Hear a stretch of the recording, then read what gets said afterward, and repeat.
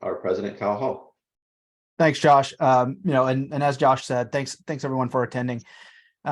So we are kicking off a new series here. It's our really focused on CCaaS, and it's a feature deep dive. And specifically what we're looking at here, are a lot of basically how some of these features, there's a lot of buzz in the market on them, can be impactful to your organization. I guess a little bit about us first, though. So here at Resourcive, we are focused on working with businesses in the mid-market and enterprise to drive value out of the technology they consume.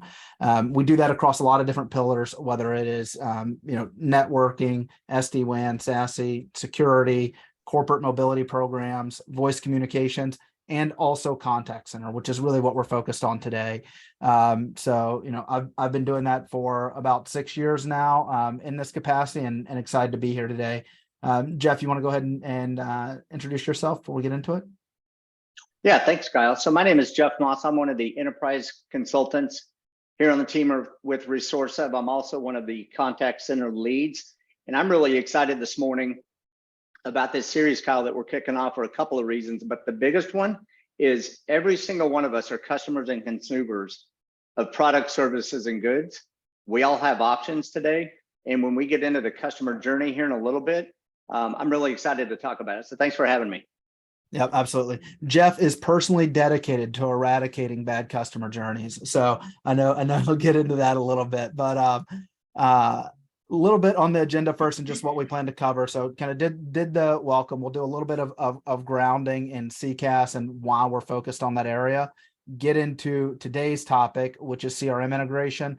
Then we'll be joined by Doug and Ralph, who you can also see here. They're with Five9. They'll be focused on their integration with Salesforce, why they've chosen to focus as much as they have there, do the development they've had there, a little bit about that partnership, and then go into some specific screen shares and actually showing what it looks like from an agent perspective and how that can impact the customer experience that your business delivers. We'll do a little bit of impact review and have some Q&A. Obviously, feel free to pose any questions throughout. There's a handful of us on here, so we all have access and can answer either live or at the end, just depending on the nature of the question. Do want to call out, we do have a couple more of these coming up, doing one of these a month basically, and we're focusing on a couple different areas. So today is CRM integration. Next we'll be talking about AI and its impact in the contact center, so things like sentiment analysis. Largely sentiment analysis is what we'll be focused on. Some integrations with Microsoft Teams specifically, and then also voice biometrics and using that for customer authentication. So kind of some niche features that we're focused on as we go throughout, but we're excited about it. I guess getting into it a little bit as far as why come here, why pay attention, that sort of thing. From our perspective, we believe a strategically sourced contact center is something where you can hit a couple of value creation levers. So not only is it something where you can drive top line growth through either, really customer experience, but what you're really leveraging there is two things: either, basically customer retention, maintaining customers longer, or selling them more products, both of which increase your CLV, your customer lifetime value, which is, a primary driver for any business, especially B2C. But also you can drive efficiency. So, obviously we come in, and when we do what we do, we baseline the costs that are there today, but really the cost in the contact center aren't as much on these platforms and what you would spend with a contact center provider. They're on the staff. And so it's super important to drive efficiency in the contact center from a staff perspective. So hitting a couple of different kind of value creation levers. Touching on market trends in general, contact center as a service as a market is growing about 18% CAGR right now, so compounded year over year. A lot of market adoption. A ton of that is coming from legacy on-prem systems. There are still quite a few of them out there today. And a lot of the reasons people are choosing to do that is it's expensive to maintain and staff. Also, some of the things that we see when we come in, specifically relevant to this conversation, is as customers have either migrated from, some in-house CRMs to some of these more modern CRMs like Salesforce, HubSpot, et cetera, they've wanted to integrate their contact center with them, and their current licensing couldn't do it. And when they looked at upgrading their licensing for their on-premise solution and building out these custom integrations, it became prohibitively expensive. So that's just one of the reasons we've seen people choose to move to cloud-based solutions in this. But ultimately, what most of them are trying to drive is an improved customer journey. A lot of this came out of COVID and kind of your contact center becoming your digital front door. I think that wasn't really a term prior to COVID, but it's certainly been thrown out a lot now. And your customers begin interacting with you digitally, often not in brick and mortar. And so a lot more focus came on the contact center, and it became incumbent upon businesses to be constantly improving what they were doing. That became unsustainable for organizations to do in-house. So they moved to this contact center as a service type provider where, I'm sure Ralph or Doug can touch on it, but I mean, Five9 in-house has a massive R&D team. They're constantly, pushing the envelope for what they can drive from a customer experience perspective. And that became unsustainable for businesses to do on their own. Finally, there is a big focus in the contact center on making a happy agent. So in the demo today, we'll end up touching on a lot of that. And it kind of ties to that efficiency piece. But one of the core tenets is that if you have agents who have the appropriate tool set to do their job, they are going to deliver a better customer experience to people who are calling in. So we'll be focusing on the value of that today, and hopefully removing some confusion in how to assess this and look at this. Jeff, I think I'm going to turn it over to you here to get into specifically our topic and talk a little bit about CRM integration here. Yeah, fantastic. Thanks, Kyle. So again, we're going to be talking about CRM integrations today. Our friends at Five9 are going to take over here in a few minutes, but I'm going to start by demystifying that term CRM and really what it is we're talking about. I know in our industry, we use a lot of fancy words and acronyms. So at a very high level, CRM stands for Customer Relationship Management. It's a tool. It's most likely a database. It's either going to be something that's homegrown internally that a customer's developed, but honestly, in our space today, Kyle, we all know who they are. It's Salesforce, Zendesk, HubSpot, Zoho, the list goes on and on. Five9 today, they're going to talk about their integration with Salesforce. But what does it do?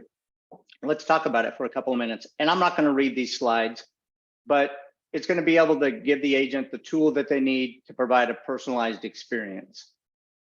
Think of it as a database of customer information, contact name, customer information, account numbers, maybe order history, things like that. It's a database of information that customers can use to streamline their process, improve profitability. And like Kyle said a couple of minutes ago, today, a happy agent equals a happy customer. So that's what it does. It sets up the agent, gives the agent all of that contextual information that they need to provide a better customer experience. Let's talk about why companies care. Why should the companies that I interact with care about developing and rolling out, to Kyle's point, a well thought out CRM integration? Again, it sets up the agent for a better customer interaction. If the agent has everything brought into that single pane of glass where their work stream happens, the agent, instead of searching for the information, has it all brought to light, put up on the screen so that they can focus on the customer experience. As an agent, that's huge. I don't want to spend all my time fumbling around, alt tab into multiple tools to try to figure out why this customer is on the phone with me. So that's the first thing. That's the first reason customers should care. I've already mentioned it, contextual information. It's going to be able to provide information to the agent. When's the last time the customer called in? What did they order? When did they order it? The agent can answer the phone. Jeff, thanks for calling in. Are you calling about your order? Personalizing the customer experience. Kind of that Nordstrom's feel, right? Back in the day when you'd walk into Nordstrom's, the agent or the customer service person would walk around the counter, shake your hand. They'd personalize the experience. And the last reason companies should care, again, Kyle's already hit on that. A happy agent equals a happy customer. If you set your agent up for success by rolling out these tools, CRM integrations, they can provide a better customer experience, and ultimately that leads to a happy customer. With that, let's talk about the customer journey. There's all kinds of customer journeys out there, the good, the bad, the ugly. I'm going to start off by walking through what a bad customer journey looks like. And I wasn't going to use a movie reference, but I feel compelled to talk about one of my favorite movies, Vacation. Clark loads up the family truckster. He tells everybody to pile in, and they're driving from Chicago to California. They're going to Wally World.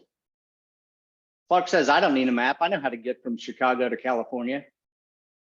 If you've ever seen that movie, guys, it was a bad customer journey. So what does that look like in the contact center world? Customers trying to do something. We don't know what it is they're trying to do, but they're trying to do something, and they find that it doesn't work. So as a customer, what are my options? I can try self-service, maybe go to the company website. Maybe there's a chat bot. Maybe there's a window that says, please click here to submit your email. Customer can't find that piece of information. So what do? They dial the toll-free number and they sit on hold. They call into the contact center. Usually one of a couple of things happen. Either they immediately get that pre-recorded message that says, please, thanks for calling in. Unfortunately, call volume's higher than normal. We'll get around to it when the next available agent's available. Maybe the customer's asked to punch in some information, right? You start punching in information. Maybe the system has some type of contextual where that you can speak in your options. And then you sit on hold and you wait for the next available agent. 15 minutes later, 30 minutes later, my journey continues and I finally get to that live agent. I'm talking to a live human being. As a customer, I'm like, thank the Lord, I finally get to talk to a live agent. What's the agent do on a bad experience? They ask me for my first and last name. They ask me for my account number. Why are you calling in today? I immediately, as a customer, think, why did I just spend time sitting on hold, punching in all my information if they're just going to ask me for it again? It's kind of like Clark and that trip across country to Wally World. Why did I put in all my information if I'm just going to have to give it again? That's a bad customer journey. And frankly, as a consumer, I have options. I can cancel my account, cancel the order. I can go to any other number of companies that provide a similar product or service and probably get a better experience and better pricing because I'm a first-time customer. So the point to this slide, bad customer journey. There's a better way to do it.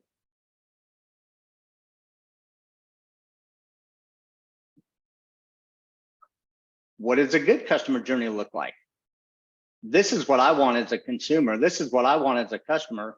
And frankly, every single one of us on this call this morning, on this webinar, we deserve a better customer experience. We deserve a better customer journey.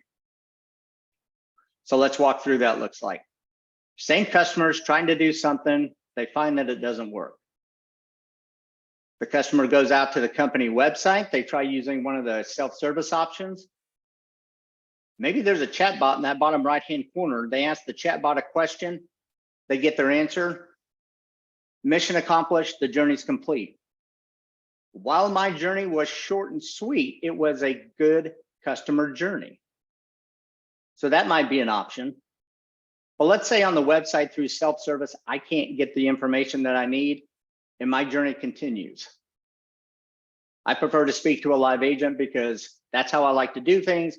I don't like to talk to chat bots. I don't like to submit emails. I'm one of those customers that wants to talk to a live agent. So I'll call in, I sit on hold. Again, maybe I'm being asked to manually enter information. Maybe this company has speech recognition, or maybe there's a data dip in the background where I don't even have to give that information. It automatically recognizes my phone number and it says, Jeff, thanks for calling in. Next available agent. I very quickly get my call answered. I'm now talking to one of the support agents. Maybe the call is being automatically logged so that they don't even have to ask me for my phone number because the system was smart enough to recognize that it was me calling in.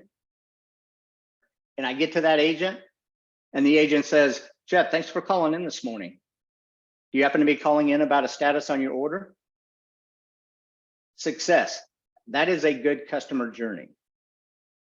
And maybe that is the reason I'm calling in. Maybe I am calling in about that order for New Balance shoes that I placed last week on the website.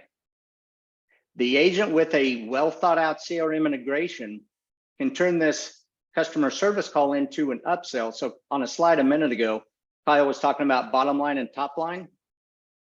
If the agent's already on the phone with me and we're talking about my order, they can turn it into an upsell opportunity, top line, and say, yeah, your shoes are scheduled to be delivered next week.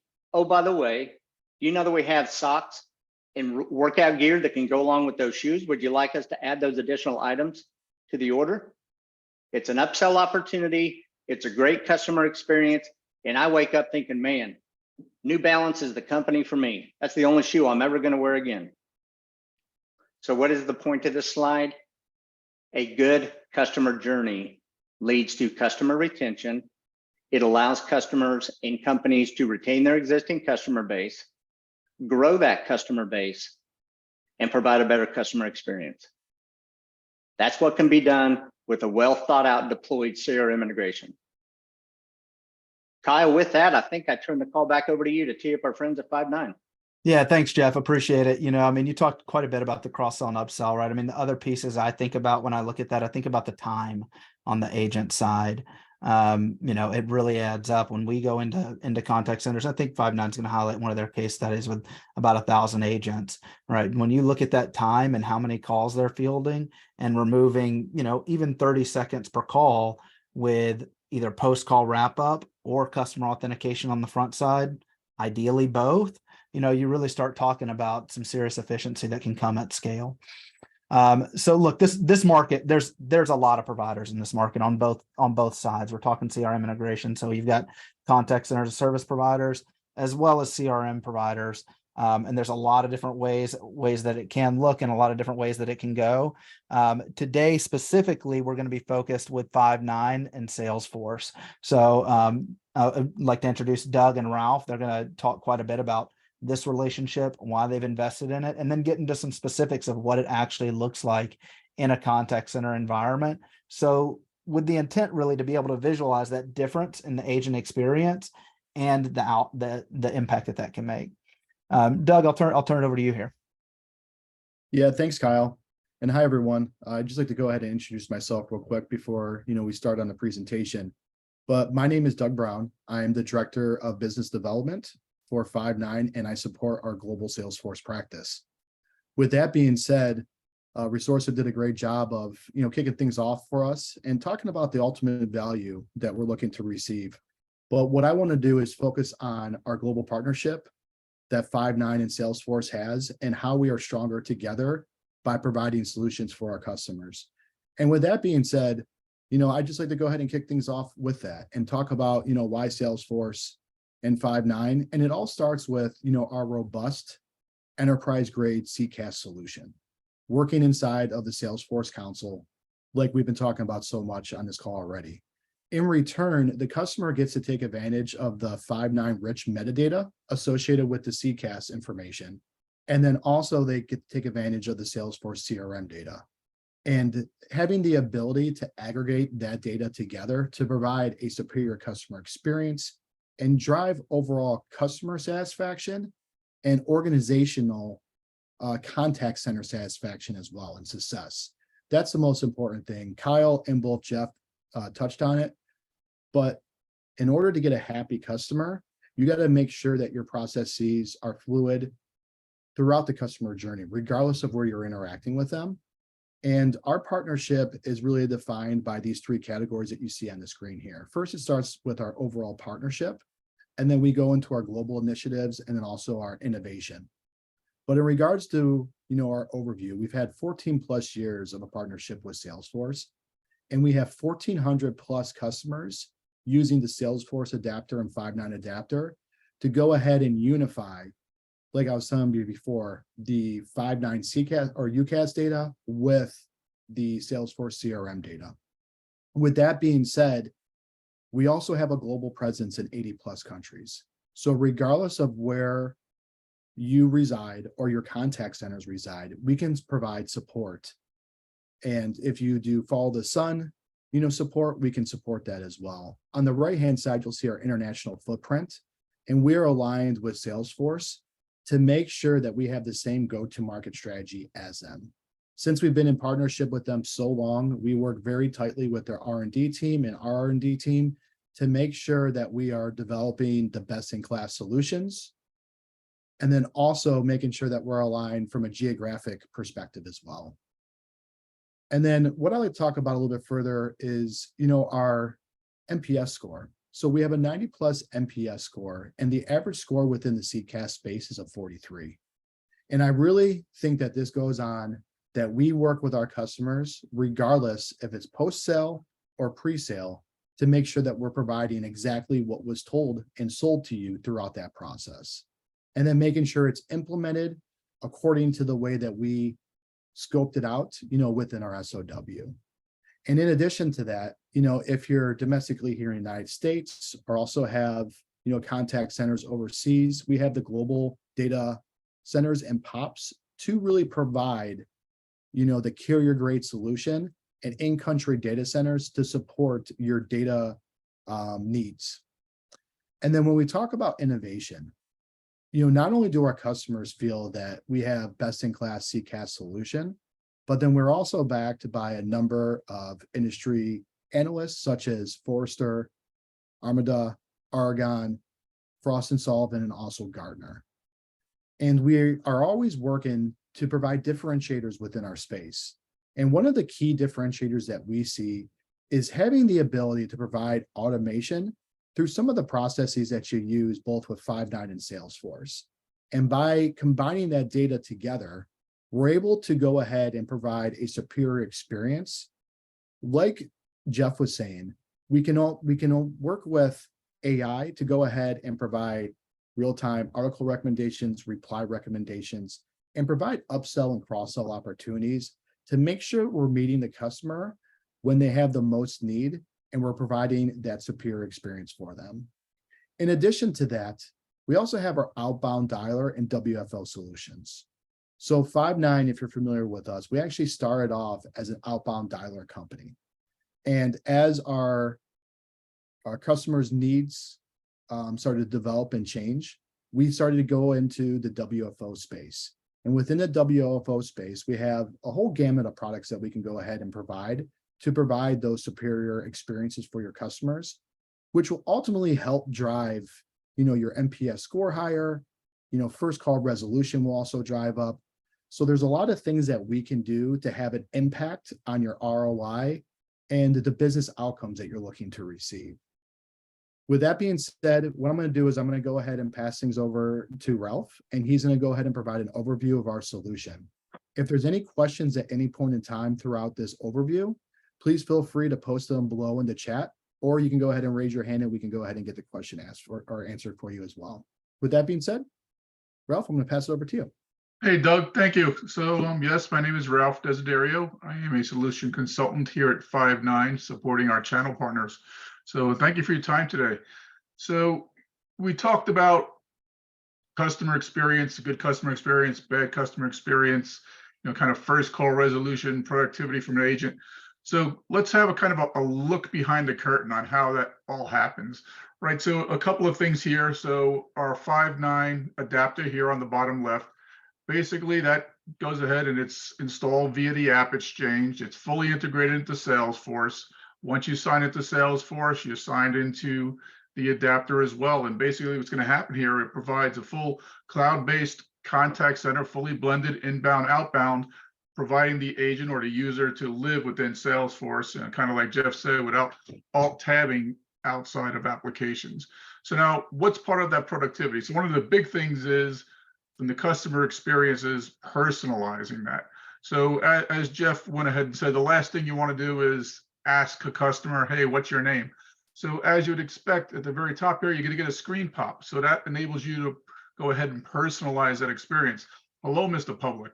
Thank you for calling today. We're glad you're a customer of our bank.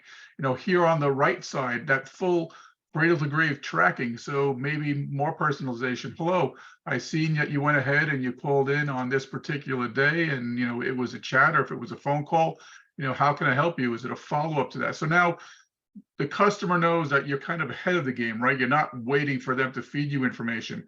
And then back here, when you go ahead and look at the integration here, where you have, a table stakes, right? The full telephony integration, to use kind of an old term, but tracking the IVA. So kind of as part of Jeff's good experience was hitting the intelligent virtual agent or intelligent virtual assistant and doing some self-service stuff before you went ahead and escalated that to a live agent and made that request.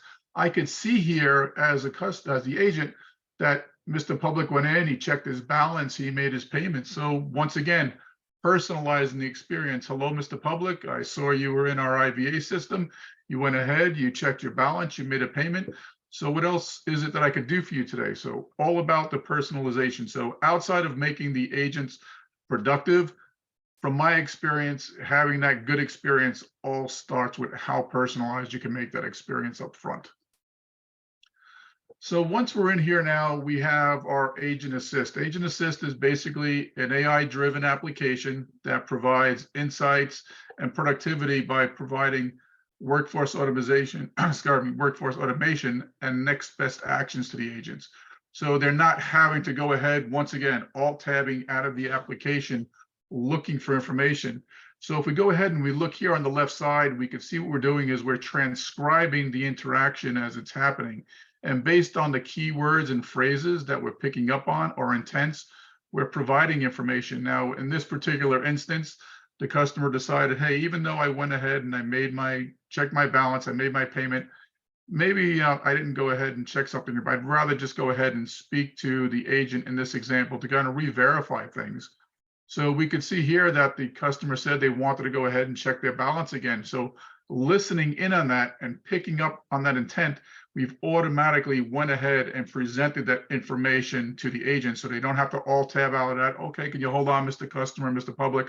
Let me go ahead and get to your account. We're providing that. So basically we're minimizing the average handle time on interactions. And then as we're doing that, as you can see here on the right side, we have a checklist. So we're looking to go ahead and check that the agent is following the process. So post call, when you go ahead with the supervisors and when you're going ahead and logging this information into Salesforce, we could go ahead and check all this. So I apologize if I didn't say this up front, but as we're going ahead and we're collecting this information and we're going ahead and we're summarizing and we're collecting that transcript, we're going to go ahead and memorialize that into the interaction. So here on the right side, as you look through this full history, if you were to double click on any of this, whether it's a chat or a live call, you would have recordings and a full transcript of the chat if it was a chat, or in this instance, the live call, and the ability to go ahead and summarize that. Because post-call work, wrap up, whatever you want to refer to it as, that takes time as well. You have the agents where they need to go in and add those notes and such. So here it's happening automatically based on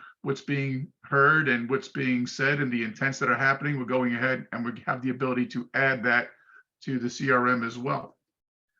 So Jeff mentioned the ability to upsell. So in my examples here, I'm not selling shoes and socks, but this is basically, as you can see, a banking information here. So one of the upsells as we play along with this is, hello, Mr. Public. I see that, you have your balance here. It's kind of a, I see you've had a lot of usage on your debit card. Can I go ahead and interest you in our new smart card and let you know what benefits it might have? Mr. Public comes back, says, hey, Ralph, that sounds like a good idea. So now what's happening is it's picked up on the intent. I've done an upsell. It's gone ahead here. It's made a check here on the right side of the checklist. I've made that upsell. So it's going to write that to the CRM and then also provide that information. So there's no need for me to have to go ahead and change gears, alt tab out of the application to see, well, what is it that our new smart card offers? So, when that's all said and done, as you would expect, you go ahead and you, as an agent, you set your dispositions. So let's just take a quick look at the journey. So the call came in this particular instance, there was some voice biometrics that we used to authenticate. We recognize that here. It was the authentication was made via the IVA. We saw that the request was made to go ahead and check on a balance based on the keywords and phrases and the intents. Here we have that upsell capability that we picked up on that, and we provide that information to the agent. And just wrapping up that checklist, and we're going ahead here and we're summarizing everything. So there's no need for me to have to fat finger that information in. If you wanted to as an agent, we could give them the ability to go ahead and enter notes outside of what's automatically summarized. The summarization here we're doing through ChatGPT, and we're going ahead and basically we're standardizing it, because I know myself, sometimes I have a habit of creating my own shorthand, what we'll call it, but now we're standardizing the summary. So it's in plain language, it's in there, and it's standardized across all the agents as we go ahead and put that in here. And just lastly, one of the things I didn't touch on here was the ability, like I said here, we go ahead and wrap up that particular interaction here. And now up front, we have the ability for dashboards.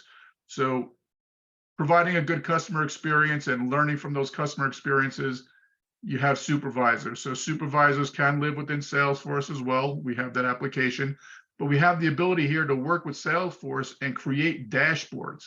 So there's no need, like a lot of contact centers, you have your flat screens up on the wall and such.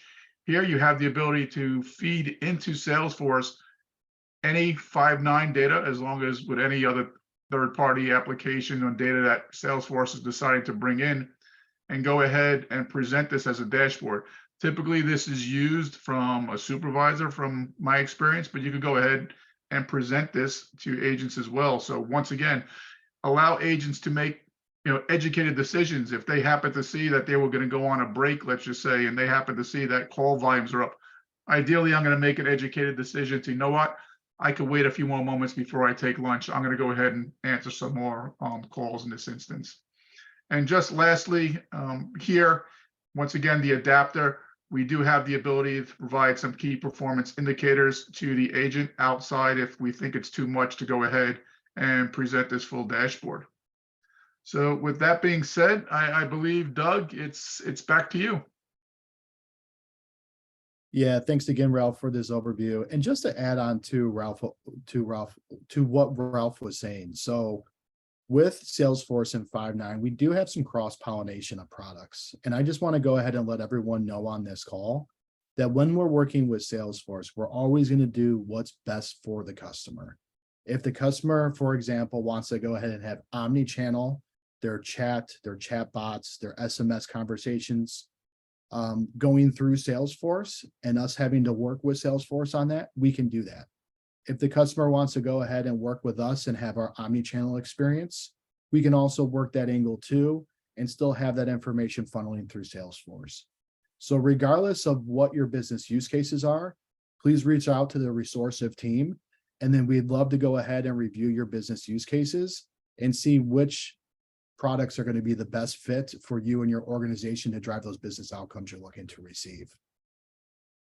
And with that being said, what I'd like to do is just touch on a customer case study and the overall success that they had. And we wanted to bring something to the table that was relevant. We've already talked about use cases within the retail space.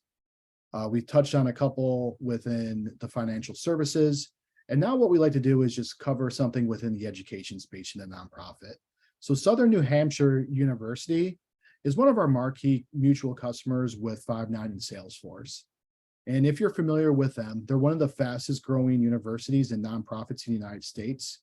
But they were ultimately having challenges around their premise contact center solution and just the ability to scale, with their growth demands.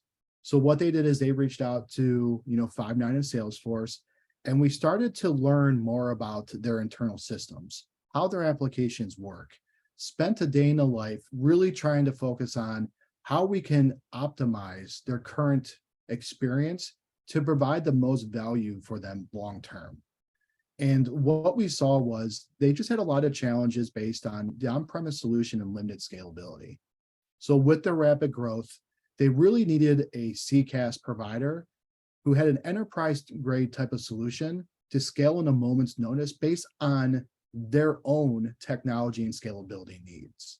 In addition to that, they had issues with their IVR and just the ability to make ad hoc changes and do that on the fly and do it in an efficient manner. And the reason why they really want to do that, it goes back to a lot of use cases that we were speaking about previously.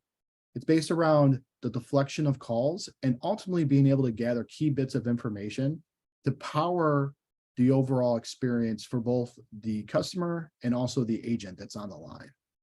And then ultimately the lack of integrations led to a lot of siloed data and a disconnected and, poor experience when they were talking to the students on the phone. They would go ahead and have to repeat information. The students were ultimately upset. So what I wanted to do is talk a little bit further about, the results and the solutions that we provided for them. So with all their needs, we ended up recommending a solution and implementing a blended contact center so we can support both inbound and outbound traffic. We were able to implement an IVA with some biometrics. So then when you call in there, you can go ahead and verify that you're the person calling in by going through biometrics and authenticating yourself.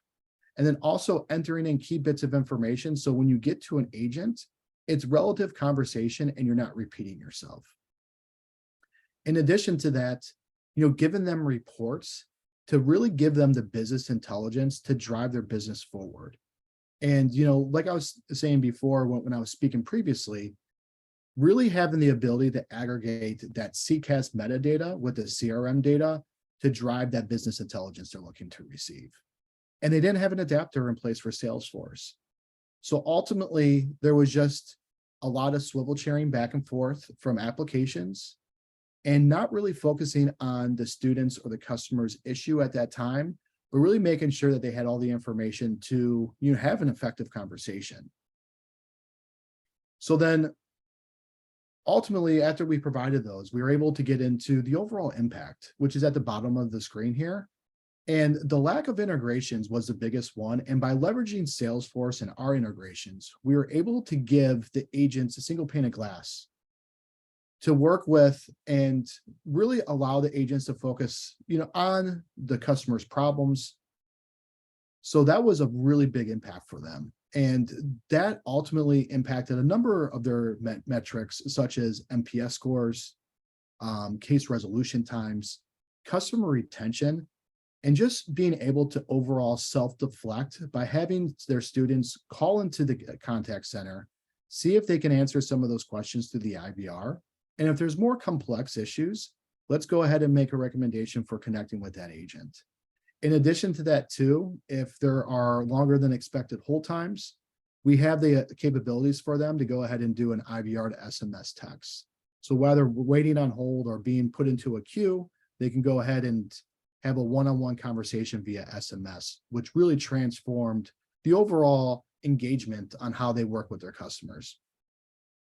And then in addition to that, it's really about, making sure that we had those APIs and that Southern New Hampshire University was able to take advantage of those. So being able to use the Salesforce data and then also hook into their backend systems really was able to allow those agents to get real-time screen pops to transform that conversation.